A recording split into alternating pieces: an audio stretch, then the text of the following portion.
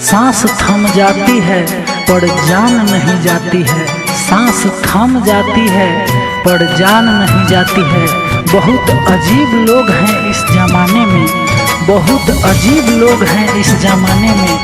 कोई भूल नहीं पाता और किसी को याद भी नहीं आती है, याद भी नहीं आती है। मिक्स बाय राहुल राज। अरे जेकारा के चाहनिए राम जी उहे दिहाली दारा दिया। हर जेकारा के चाहनिए राम जी उहे दिहाली दारा दिया। हमके भुलैली छोड़िए के गईली दोसरा से कोई हली शादिया। हमके भुलैली छोड़िए के गईली दोसरा से कोई हली शादिया।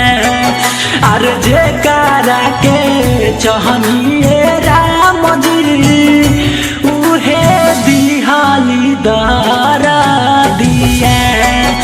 अरे जेकरा के चाहनिए राम जी उहे दिहाली दारा दिया। Kalika movie recording studio Muzaffarpur.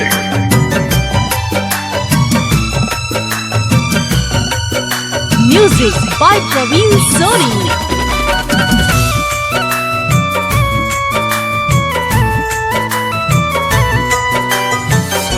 पल भर में होई गईली अपना पिया के, हमरा के मार गईली माहुर खिया के। पल भर में होई गईली अपना पिया के, हमरा के मार गईली माहुर खिया के।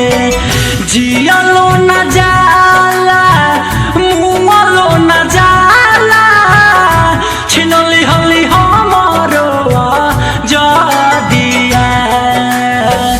जियलो न जाला मुँहलो न जाला छिनली हली हमरो जदिया।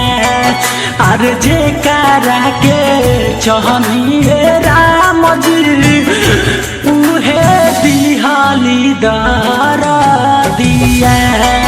हर जेकरा के चाहनिए राम जी उहे दिहाली दारा दिया। Kalika movie recording studio Muzaffarpur.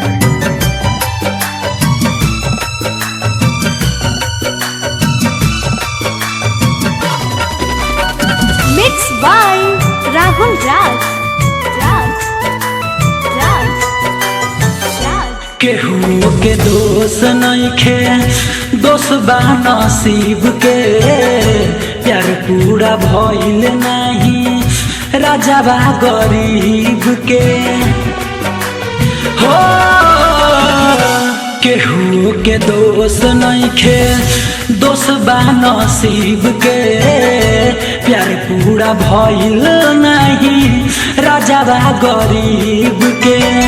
हमके भुला के परदीप के पाके जिंदगी मोर पहली बरह बदिया। हमके भुला के राहुल के पाके जिंदगी मोर पहली बरह बदिया। हर जेकरा के चाहनिए राम जी उहे दिहाली दारा दिया। अरे जेकरा के चाहनिए राम जी उहे दिहाली दारा दिया।